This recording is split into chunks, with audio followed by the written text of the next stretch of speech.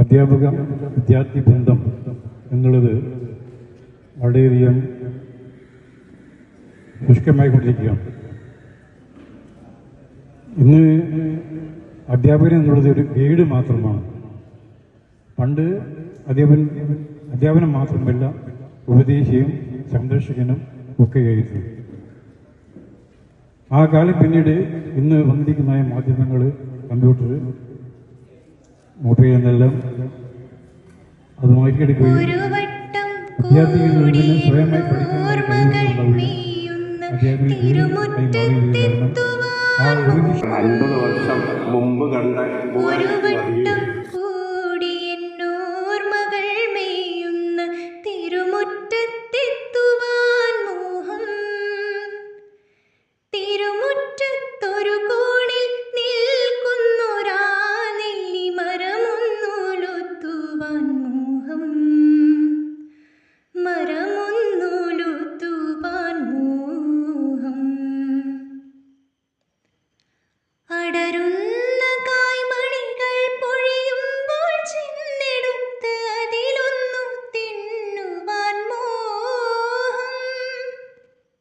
സുഖമെഴും കൈപ്പും പുളിപ്പും മധുരവും നുകരുവാനെപ്പോഴും മോഹം.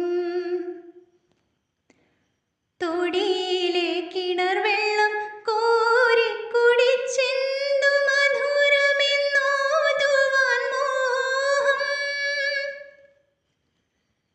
എന്തു മധുരമെന്നോതുവാൻ മോഹം. ഒരു വട്ടം കൂടിയ പുഴയുടെ തീരത്ത് വെറുതെ ഇരിക്കുവാൻ മോഹം. ഒരു വട്ടം കൂടിയ പുഴയുടെ തീരത്ത് വെറുതെ ഇരിക്കുവാൻ മോഹം.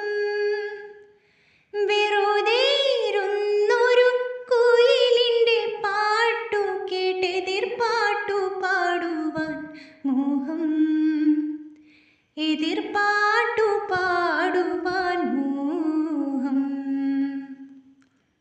അതു കേൾക്കെ ഉച്ചത്തിൽ കൂകും കുയിലിൻ്റെ ശ്രുതി പിന്തുടരുവാൻ മോഹം. ഒടുവിൽ പിണങ്ങി പറന്നു പോം പക്ഷിയോട് അരുതേ എന്നോതുവാൻ മോഹം. വെറുതെ ഈ മോഹങ്ങൾ എന്നറിയുമ്പോഴും വെറുതെ മോഹിക്കുവാൻ മോഹം.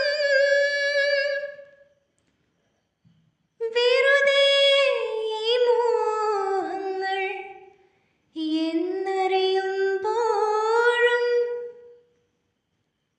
വെറുതെ മോഹിക്കുവാൻ മോഹം.